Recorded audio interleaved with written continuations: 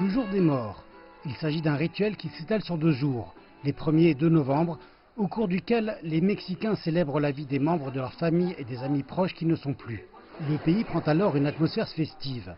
Les marchés locaux comme celui-ci à Toluca s'emplissent de gens qui achètent des objets qu'ils placeront sur des autels spéciaux pour les morts, dénommés ofrendas.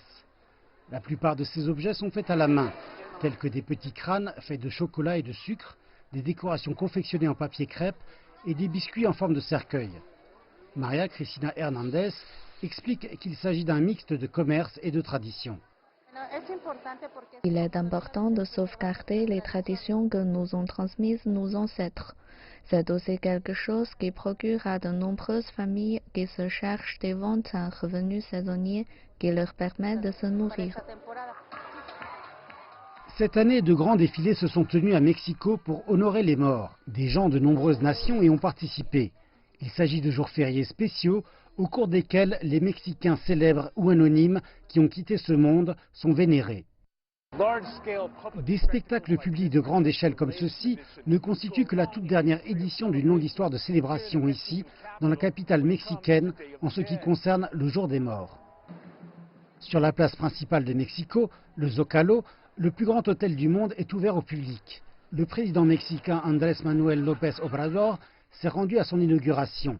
La culture du jour des morts est fièrement exhibée, en particulier au musée des cultures populaires. Des figurines peintes à la main sont en vente. Une mère, un docteur et un nouveau-né, un dentiste mort et cette figurine d'un journaliste nous rappellent que le Mexique est l'un des pays les plus meurtriers pour les journalistes. Voici le café Zapata Vive à Mexico. Une ofrenda y a été construite pour honorer les activistes sociaux qui ont été assassinés. Samir Flores Sobrenanes était un défenseur indigène de l'environnement assassiné en février. L'étudiant Carlos Sinu Cuevas Mejila a été tué en 2011.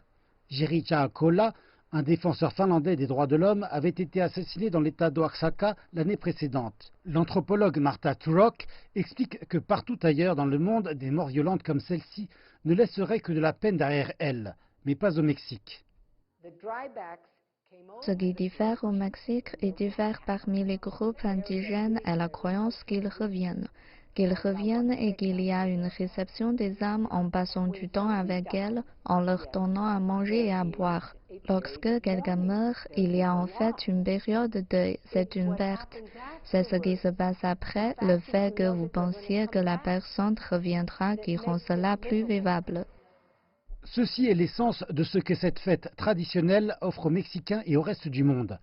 Une rare opportunité de se réunir avec les bien-aimés qui n'appartiennent plus au monde des vivants.